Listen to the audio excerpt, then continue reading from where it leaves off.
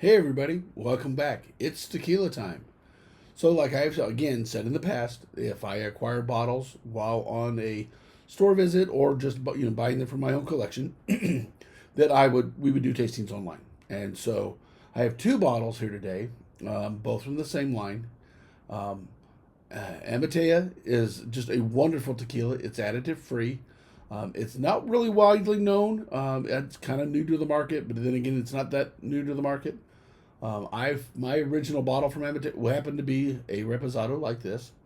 Um, to try it out, I thought color's nice. It's additive free. Let's give it a try. Found out something that most people don't know. This tequila is really made the old-fashioned way. Um, they use a wood-fired oven, stone brick oven. They use wood to fire their still. They use pine vats to ferment their tequila. So, in this whole process, and it's all done in the same building, the smoke never actually comes in touch with the agave, except at one point. And that one point is during fermentation, because it's an open air vat. The smoke from the fires, from either the oven or from the still, tend to make it into the fermentation tank and into the fibers or into the water. And that seems to carry through all the way through distillation. So in that instance, this is like what I would compare it to get somebody an idea would be a peated scotch, but this is tequila. And tequila to me, has more flavor to it than a scotch because it's definitely sweeter. But you get the smoke, and you get that mesquite smoke from the wood that they use when how they fire the ovens and the still. I did a full tasting of the full line at Uncorked. I wanted to film, wasn't able to really do it. That I wasn't going to interfere with the tasting, so I chose to do this afterwards. This is the bottle that I got at the tasting. This is another one of the brands that I picked up just recently because I'm out, and I really love the Reposado. So we're gonna go ahead and do a tasting of the Anejo first, and then we'll open the bottle of the Repo, and we'll do them both right now, right here. So let's give this puppy a chance. Let's get this open. Oh yeah. It's amazing. I tasted the smoke carries through from Blanco all the way through the Repo. Um, they do have a regular Blanco at 42%, the Repo and the Añejo at 42%. They have a higher proof. Not really remembering what, I think it's at 100 proof, so which would be at 50. They have a new high proof coming out. It'll be a limited release, and I know it's at 110 proof. So let's give this puppy a little pour.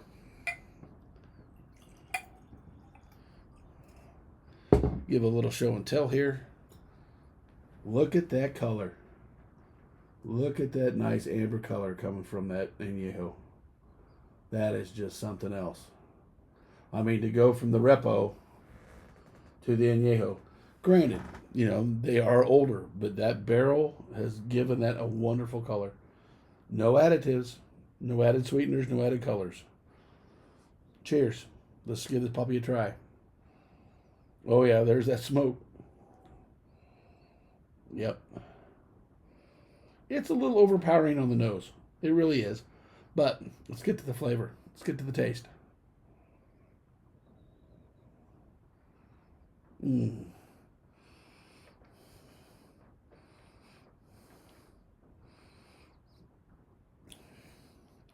Like any añejo, the fruit is right there up front. The sweetness of the agave, the really deep cook, and then you get the smoke.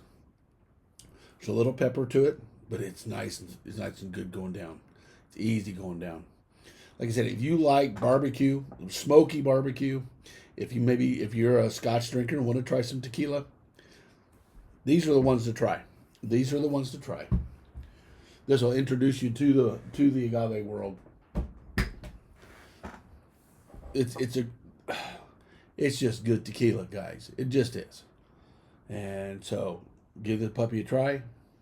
We're gonna sip on this, talk a little bit about maybe a few other things along the way. Because we're going to go try that Repo as soon as I finish this right here.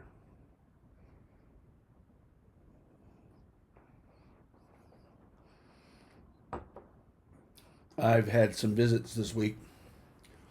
Went back to visit the owner at Liquor King in Harrisonville. He just joined my YouTube channel. He hadn't seen this video yet, so he got to see that. He was very excited about what I'm trying to do. I'm trying to help these guys promote their business a little bit and help you guys find where to find these good tequilas. He does carry the Reposado there at his store. I happened to get this at Total Wine, but that's where I was at in Kansas City at the time. Wasn't actually intending on buying a bottle of tequila. They had that one marked down. I said, you know what? I'm out. I'll go ahead and grab one. And I'll have some announcements here after a bit about a new little video program that we're going to start. And I'll get more into that in the next video. But let's finish this puppy off, and then we can open up some Reposado and give it a try.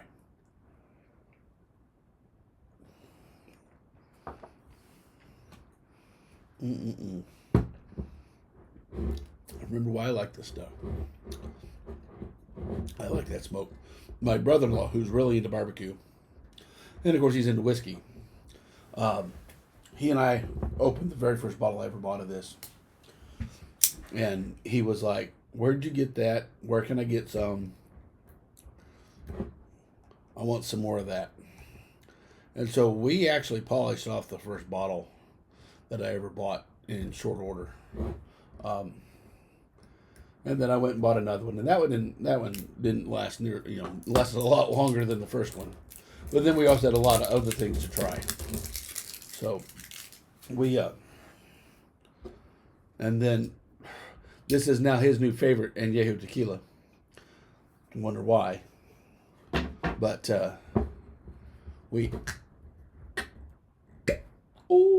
new bottle pop. Love that new bottle pop. But he's like, man, this started something where now he has a bottle of Cadigo Barrel Strength 88 Anejo. Very similar to this, just different because it's not mesquite smoke.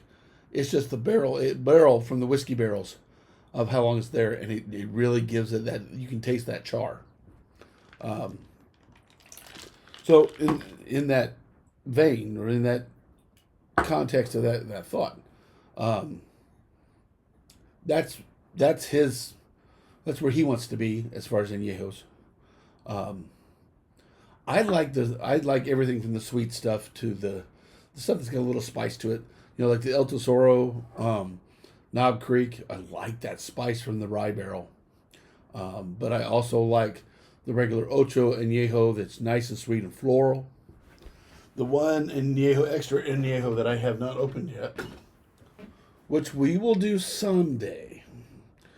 Saving this for a special occasion to pop this puppy.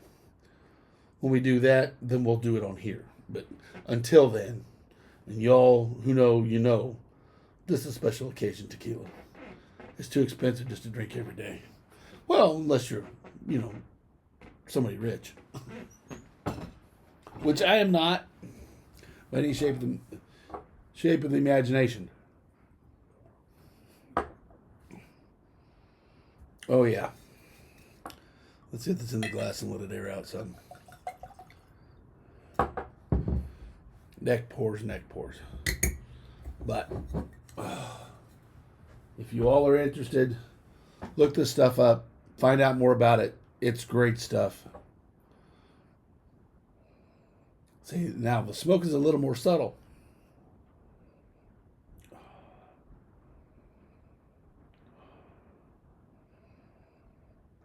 Getting that lighter barrel note.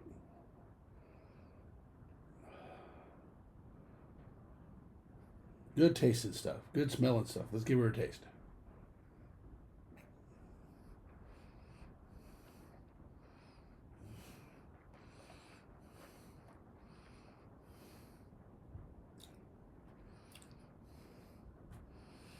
It's so similar and so different. You have that good Reposado cooked agave. You get that little bit of the barrel aging. You get all that in that. You get that sweet agave, the sweetness from the agave, the cooked agave. You get some of the, there's a little grassy in there.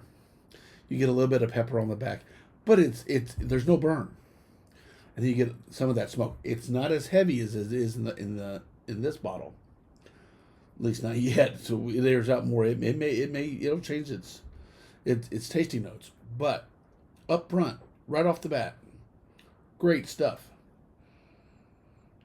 Probably after starting with this and moving to this, I don't notice the smoke near as much, but it is just, it's such a wonderful, wonderful flavors.